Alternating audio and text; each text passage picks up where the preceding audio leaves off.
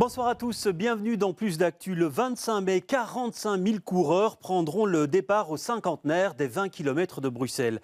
Une épreuve pour nombre d'entre eux, mais aussi pour ce parc classé, pas vraiment conçu pour accueillir autant de monde. Certains espaces verts sont ainsi mis régulièrement sous pression et des spécialistes mettent en garde contre les risques d'une utilisation trop intensive. Alors nos parcs sont-ils surexploités? C'est le thème que nous allons aborder ce soir avec nos invités. Voilà, des invités que je vais vous présenter tout de suite, en commençant par vous, Pascale Ourmand, bonsoir. Bonsoir. Vous êtes la porte-parole de Bruxelles Environnement. Et puis, j'ai le plaisir d'accueillir aussi Marie-Françoise Dejambes, bonsoir. Bonsoir. Vous êtes membre de la Commission royale des monuments et sites et experte en jardins et paysages historiques. Alors, je vais vous poser la première question, Madame Dejambes. Selon vous, est-ce que les parcs bruxellois ou certains parcs bruxellois sont surexploités aujourd'hui ? Surexploité parce qu'il y a beaucoup d'attentes et des attentes très diverses, multiples. La population bruxelloise, elle est jeune, enfin, elle n'est pas que jeune, mais elle est jeune, elle grandit. Et donc, il faut répondre à toutes sortes d'attentes de la population, plus ce qu'on appelle des événements.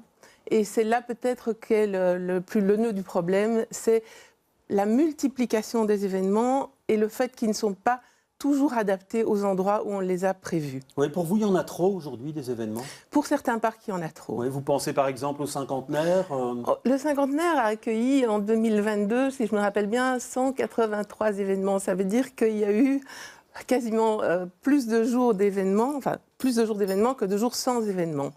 Et donc, ça pose un problème parce qu'un événement, je veux dire, ça dépend de la taille, mais c'est comme une fête chez vous. Si vous organisez une fête, le lendemain, il faut mettre de l'ordre. Donc, ça demande de l'entretien. Et puis, il y a une usure qui se produit parce que, je vais juste dire une chose, les parcs et les jardins, ce sont des lieux vivants et donc fragiles. Oui. Alors, Pascale Ourmand, combien d'événements sont autorisés dans les parcs dont Bruxelles Environnement a la gestion ? Donc en fait, on tourne environ à 700 événements par an. L'année passée, il y en a eu 720. Il faut savoir que la tendance est à la stabilité. Donc le nombre d'événements depuis 2015 est plus ou moins stable, avec évidemment des variations. Auparavant, il y avait des augmentations. Par contre, ce que l'on voit, c'est qu'on a de plus en plus de demandes. Donc nos espaces verts sont de plus en plus convoités pour l'organisation d'événements, et on voit aussi qu'il y a plus d'événements de grande ampleur, et c'est lié notamment au fait que, par exemple, la fête du 21 juillet est organisée sur l'un de nos sites depuis 2022, mais également que certains événements, comme les 20 km de Bruxelles, donc qui auront lieu dans quelques semaines, eh bien, au fur et à mesure des années, ont remporté de plus en plus de succès, et donc en effet avec plus de 40 000 participants cette année. Et donc, ce qui est essentiel, c'est de trouver évidemment un équilibre entre l'organisation de ces événements qui font partie intégrante de la vie des parcs, qui amènent dans bon nombre des cas quelque chose de positif pour les habitants, pour les Bruxellois, pour la région, avec un rayonnement qui est quand même important, et la gestion, la préservation du patrimoine dont on a eu la gestion. Et ça, c'est évidemment primordial. Oui, pour vous, il y a des équilibres aujourd'hui ? Il y a des équilibres à trouver. Ouais. Donc il y a un déséquilibre. Oui, il y a un nouvel équilibre à trouver, c'est certain, pour énormément de raisons. Et aussi parce qu'on va faire face aux défis climatiques donc qui fragilisent encore plus la végétation. Donc oui, il y a un nouvel équilibre à trouver entre toutes les attentes de la population, les super grands événements et les parcs et jardins. Oui. Alors la philosophie de Bruxelles Environnement aujourd'hui, c'est de dire quoi finalement ? Il y a certains événements qu'on ne va plus peut-être accueillir à l'avenir, ou alors on va en limiter l'impact. C'est là-dessus que vous travaillez aujourd'hui ? Donc en tout cas, il y a une réflexion pour pouvoir soulager les sites classés qui subissent le plus de pression. Donc en fait, il y a une réflexion qui est en cours entre Bruxelles Environnement et Urban et certaines communes concernées. Donc l'idée, c'est de trouver des sites qui pourraient accueillir justement ces grands événements qui prennent vraiment une ampleur considérable et donc qui seraient aménagés pour y arriver. Il faut aussi rappeler que si les espaces verts sont des écrins incroyables pour organiser des événements, l'espace public, ce sont aussi des voiries, des places qui peuvent aussi accueillir des événements. Et donc, l'objectif, c'est vraiment de trouver un équilibre. Oui, alors prenons un exemple précis, puisque vous l'avez cité. Selon vous, à l'avenir, si le nombre de participants va en augmentant, les 20 km de Bruxelles, c'est plus pour le cinquantenaire? Ce serait une de vos demandes, ça? Oui, parce que c'est déjà extrêmement pénalisant pour le parc. Hein. Donc, on peut inviter quiconque à passer dans le cinquantenaire le lendemain des 20 km de Bruxelles. Il pourra constater par lui-même que l'état dans lequel se trouve le parc est à la limite, c'est de la faute de personnes et de tout le monde. C'est un problème collectif. Il faut aussi que chacun se rende compte de l'usage qu'on fait d'un parc. C'est-à-dire que parfois le parc est pris comme un décor, mais l'événement qu'on organise à l'intérieur n'a que très peu à voir avec le fait que ce soit un parc ou un jardin. Et dans certains cas, pire encore, on privatise un espace public pour un événement. On va mettre, je sais pas, des barricades, etc. Et ça, pour nous, en fait, ça n'a pas de sens parce qu'un parc, ça a de multiples fonctions. Les fonctions sportives, récréatives, etc., mais aussi des fonctions de quiétude. Et normalement, tout le monde doit pouvoir avoir accès aux parcs et jardins. On ne peut pas comme ça les privatiser. Oui, alors Pascal Bourgmont, est-ce que c'est possible de dire aux organisateurs du parc des 20 km, de leur dire finalement, à partir de maintenant, on ne va plus pouvoir organiser cet événement au cinquantenaire? Est-ce que c'est possible aujourd'hui? C'est presque devenu une institution, hein, les 20 km. C'est une institution et le parc du cinquantenaire a une aura qui est tout à fait particulière, qui est proche des institutions européennes. Donc il y a une attention qui est des attentes énormes des participants, de l'organisateur, des autorités aussi. Je tiens à souligner aussi la très très bonne collaboration qu'il y a avec l'organisatrice des 20 km de Bruxelles, qui accorde vraiment une attention particulière à remettre tout en ordre après l'événement. Donc pas question de refuser pour vous cet événement à l'heure qu'il est? Alors, je ne vais pas m'avancer, mais en tout cas, ce qui est sûr, c'est qu'il y a cette fameuse réflexion qui est en cours et qui vise justement à soulager les parcs. Et donc, l'objectif, ce serait de trouver une solution pour pouvoir trouver des alternatives. Et ce n'est pas si évident parce qu'en fait, la région ne possède pas tellement, finalement, d'espaces qui sont adéquats pour accueillir des événements de cette ampleur. Oui, alors il y a un autre lieu qui est mis sous pression. Je vais vous donner la parole dans un instant. On va montrer un exemple, en fait, d'un parc que tout le monde connaît, c'est le bois de la Cambre. Il est géré pas par Bruxelles Environnement, mais par la ville de Bruxelles. Et cet espace vert est soumis aussi, lui aussi à de grosses pressions. On en avait eu un exemple en 2023, après les 24 heures vélo du bois de la Cambre. Regardez cet extrait de reportage. Au total, près de 10 000 scouts ont foulé les plaines du bois de la Cambre. Ce matin, presque tout le monde est parti. À certains endroits, c'est un véritable champ de patates. Ça fait très longtemps qu'on n'a pas eu des conditions aussi difficiles. Pour éviter qu'on saccage la plaine, on avait installé tout un plancher en bois. Bon, bien évidemment, autour des stands, il y a quand même un petit peu de boue, mais on a fait de notre mieux pour préserver le bois de la Cambre. On le voit d'ailleurs, les endroits où le plancher était installé sont relativement épargnés. Mais pour les équipes des espaces verts de la ville, c'était la stupeur ce matin. Outre l'herbe, les jonquiers récemment plantés n'ont pas résisté au week-end. Pourtant, des conditions avaient été énoncées aux organisateurs. En général, ne pas monter sur les pelouses avec des remorques, avec des camions, etc. Donc les photos que j'ai vues ce matin, c'était quand même des sillons assez creusés. Donc là, on a le service qui prend contact avec les organisateurs et on va faire un état des lieux cet après-midi. De manière globale, une réflexion est menée pour la gestion des événements dans tous les parcs bruxellois, pas qu'ici au bois de la Cambre. Le dérèglement climatique qui fait que ces dernières années, on a soit des périodes de sécheresse et caniculaires, et donc on a des pelouses qui sont complètement asséchées, et faire des événements là-dessus, évidemment, ça dégrade tout. Mais quand on a des pluies diluviennes ou de grands vents aussi, c'est extrêmement compliqué. Donc on est en train de réfléchir comment, dans les nouvelles conditions, rajouter aussi cette question climatique. Une balance à trouver entre l'organisation de grands événements et la sauvegarde de l'espace public. Madame de Jambes, ces dégâts qu'on a vus là au bois de la Cambre, ils ont l'air un peu sommaires, mais pour vous, à terme, ça abîme totalement cet espace vert. On prend les bois de la Cambre, mais on aurait pu prendre d'autres parcs. Hein. Mais oui, c'est-à-dire que ça dépend des endroits, etc. Mais il y a ce qu'on appelle des phénomènes de compaction. Et quand il y a compaction, ça veut dire moins de possibilités d'infiltration, moins d'oxygène dans les sols.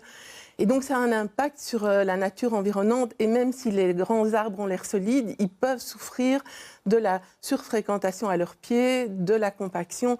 Donc c'est un équilibre vraiment, c'est un équilibre à trouver. Ouais, et pour vous, ces espaces verts souvent classés, ils sont en souffrance aujourd'hui? Certains oui, parce que de nouveau, certains sont un peu surutilisés. Et donc, par exemple, on peut garder le caractère emblématique d'un départ de jogger à partir, je sais pas, du cinquantenaire, en l'organisant peut-être autrement, qu'il y ait comme un porteur de flammes, enfin je ne sais pas, quelqu'un qui traverse le parc et qui donne le signal de la promenade un peu plus loin dans l'avenue de Tervuren, où on peut rassembler plus de monde. Enfin, je pense qu'en se mettant autour d'une table à plusieurs, on peut essayer de trouver des solutions pour trouver cet équilibre. Ouais. Alors Pascal Lourmand, vous nous dites qu'il y a une réflexion en cours, mais actuellement, quel est le cahier des charges qui est imposé aux organisateurs? Quelles conditions imposez-vous? Donc en fait, il y a tous des garde-fous, il y a vraiment une procédure qui est établie. Donc quand il y a une demande d'occupation qui est introduite auprès de Bruxelles Environnement, eh bien, on va analyser la demande. Donc on va voir déjà si l'événement a une ampleur qui convient au site demandé. On va voir surtout si le site est disponible, voir s'il n'y a pas d'autres événements, s'il n'y a pas des chantiers, des travaux en cours, puisque l'objectif c'est que l'événement puisse se dérouler dans les meilleures conditions possibles. Et puis, une fois qu'on a analysé cette demande, si on donne l'autorisation, on va demander à l'organisateur de signer une autorisation d'occupation précaire. Et donc, c'est un texte qui reprend toute une série de conditions à remplir. Parmi celles-ci, par exemple, le fait que ce ne soit pas un événement purement commercial, ou bien le fait de ne pas mettre des structures sur les pelouses, sauf autorisation, le fait de rester à distance, justement, des arbres, des couronnes, des troncs, pour les préserver du tassement, du piétinement qui ont un impact négatif. Ne rien accrocher aux arbres, le fait par exemple qu'il ne peut pas y avoir de charroi sur le site sauf pour le montage, le démontage, sur les espaces minéralisés seulement.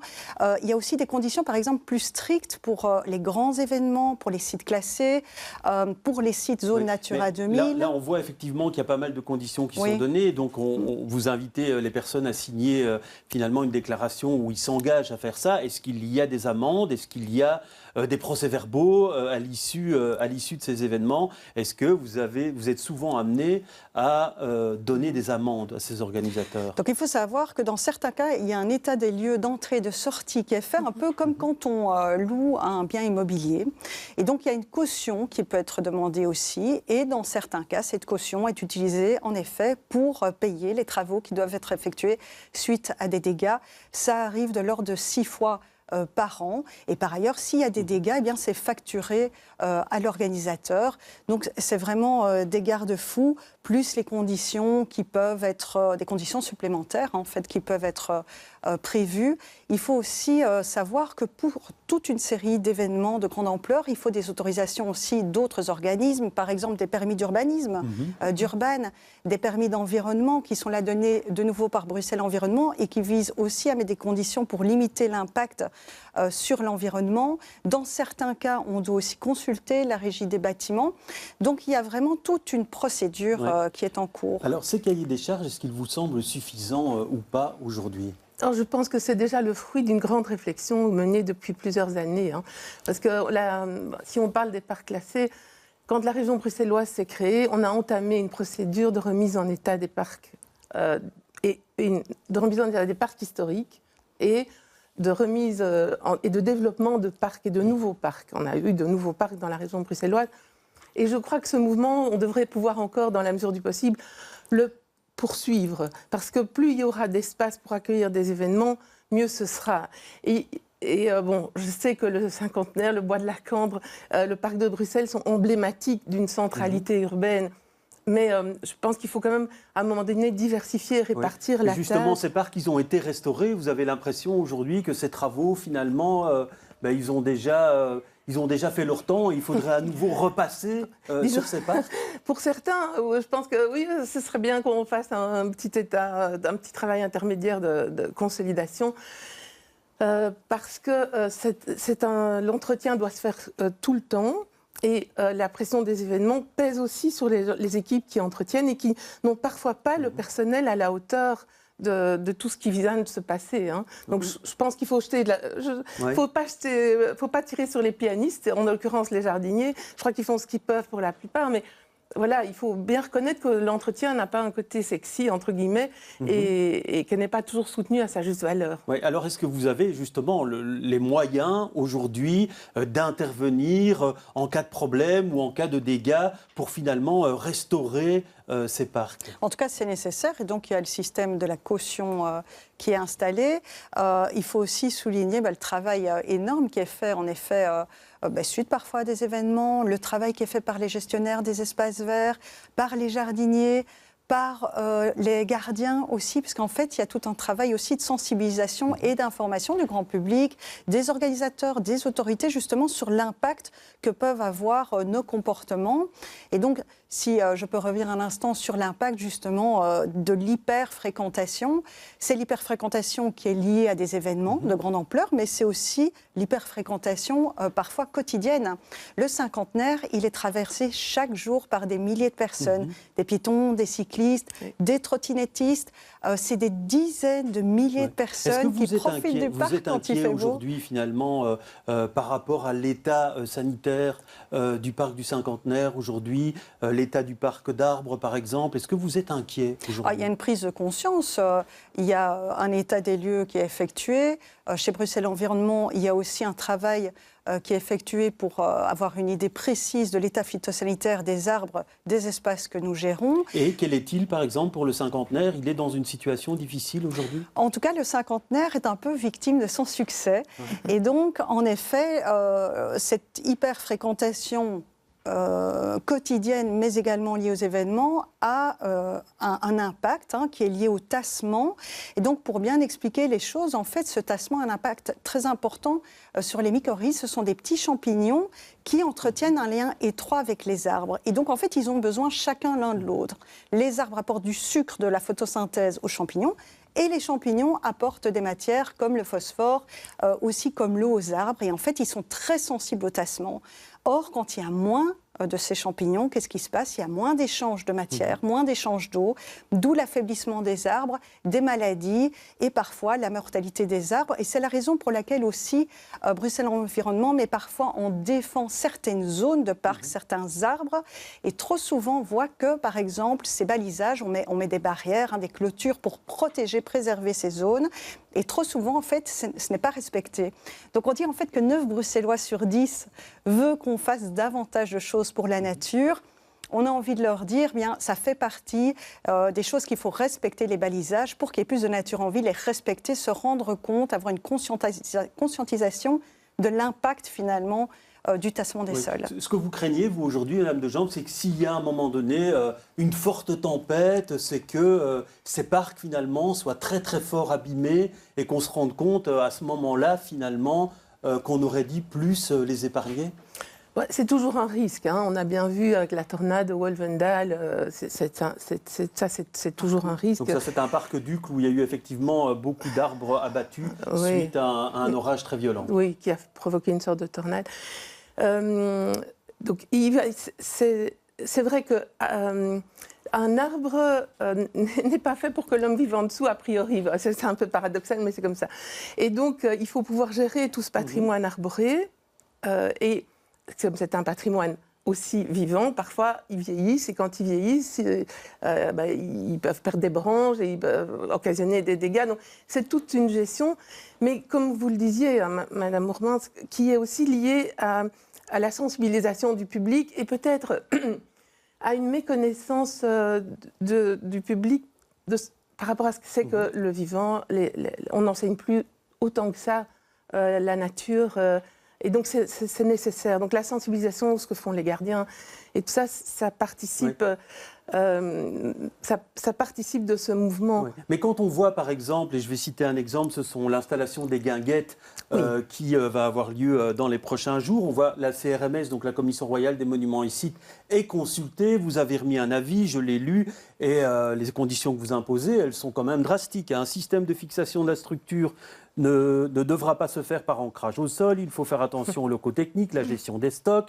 L'éclairage doit être réduit. Il faut proscrire la mise en place d'un installations sont amplifiées, il faut limiter ça à 22 heures, et pourtant ce n'est qu'une guinguette, mais malgré tout, vous pensez que même ces petites installations, elles peuvent faire pas mal de dégâts? Mais oui, c'est vrai, elles peuvent faire des dégâts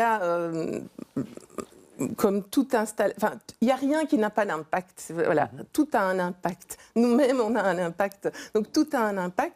Et c'est vrai que, de nouveau, notre point de vue ici, c'est de partir de la protection surtout des parcs et des jardins, d'en permettre l'usage, mais un usage modéré. Ouais. Et je voudrais revenir sur le fait qu'il y a de plus en plus de gens qui utilisent les parcs et les jardins d'une certaine façon, c'est très bien. Mais alors, il faut qu'on ait un peu plus, je pense, de moyens aussi pour l'entretenir de façon adéquate, même sur l'usage courant. Oui, on revient sur la question de l'entretien. Est-ce qu'aujourd'hui, vous avez les moyens d'entretenir correctement l'entièreté de vos espaces verts? En tout cas, on a des équipes dont c'est la passion, qui font un travail extraordinaire, qui sont là justement pour préserver ces joyaux. Il y a certains sites qui, en effet, subissent de la pression. Il y a certains sites qui sont plus fragiles, notamment certains bois. Il y a des sites dont on a repris la gestion, où il y avait eu un manque d'entretien et où les arbres, par exemple, sont malades en nombre. Donc, il y a un important travail de gestion à faire et qui est en cours et on fait le maximum. Oui, alors certains vous diront que vous voulez muséifier ces parcs en fer, des zones qu'on ne peut pas toucher. Vous répondez quoi à ça? Ah non, parce que quand on s'occupe de parcs et jardins, on ne peut pas muséifier, parce que la nature et la végétation évoluent tout le temps. Donc si on s'occupe de parcs et de jardins, on n'est jamais fixiste. On a travaillé sur la restauration des grands parcs bruxellois en tenant compte des enjeux écologiques. On a d'ailleurs travaillé en très bonne intelligence avec Bruxelles Environnement. On a toujours très bien travaillé ensemble. Donc, pour donner un exemple, en mettant des pratiques de ce qu'on appelle la gestion différenciée, en pratiquant dans le bois de la Cambre de la gestion strictement forestière pour certaines zones, en faisant un équilibre, en trouvant un équilibre entre la tradition historique horticole et l'esthétique qu'on veut préserver pour ne pas banaliser les parcs et jardins. C'est-à-dire qu'on a une telle richesse de parcs et jardins publics dans notre capitale que ça nous tient à cœur de préserver cette diversité. Donc on a essayé de trouver un équilibre entre cet objectif-là et tous les autres objectifs, usages sociaux, enjeux écologiques, protection de la faune et de la flore, je me rappelle des débats sur les chauves-souris, etc. etc. Oui. Et donc, quand on dit pas de lumière, moins de lumière possible, tout a du sens, en fait. Oui, ça, c'est votre délicate mission, hein, c'est concilier tous les usages, et Dieu sait qu'ils peuvent être nombreux de ces parcs. Hein. Oui, exactement. Ce sont des lieux de vie et ce sont des lieux à préserver. Et donc, en fait, c'est tout l'intérêt aussi de tout le travail qui est fait avec la commission, avec Urban, avec parfois les communes. Donc, il faut vraiment aller de l'avant et construire quelque chose pour préserver tous ces sites. Alors, pour vous, l'idéal, ce serait qu'un endroit dans la ville soit dédié à l'organisation de ces grandes manifestations, mais que ce ne soit pas un parc classé. Mais c'est une solution qui a été trouvée dans d'autres villes, hein. Donc dans d'autres grandes villes, d'autres capitales. Il y a des lieux qui sont plus spécifiquement dédiés aux grands événements et qui soulagent comme ça un peu l'ensemble des autres événements. Je crois que la solution, elle est pas unique, elle est multiple. Continuer à pouvoir créer, quand on le peut, des espaces verts, des parcs, des jardins pour le plus grand nombre, ça fait partie des enjeux. Renaturer la ville pour une partie, ça participe aussi à soulager les grands parcs urbains. Donc, je pense que la solution, elle est multiple et elle sera surtout le fruit d'une intelligence, je dirais, collective, qui viendra tant de la part des organisateurs que des partenaires bruxellois, les administrations bruxelloises, les communes. Et je crois que c'est ensemble qu'on essaiera de trouver la solution, mais on doit au moins être conscient du problème. En tout cas, on a essayé, nous, de vous conscientiser à ce problème. Merci d'être venu partager votre expérience sur ce plateau. Et donc, sachez-le, et vous le savez, hein, les parcs sont des êtres vivants et donc il faut être précautionneux quand on s'y balade. Merci d'avoir été des nôtres. Plus d'actu, c'est terminé pour ce soir. Demain, vous retrouverez un plus d'actu politique. Très bonne soirée à tous.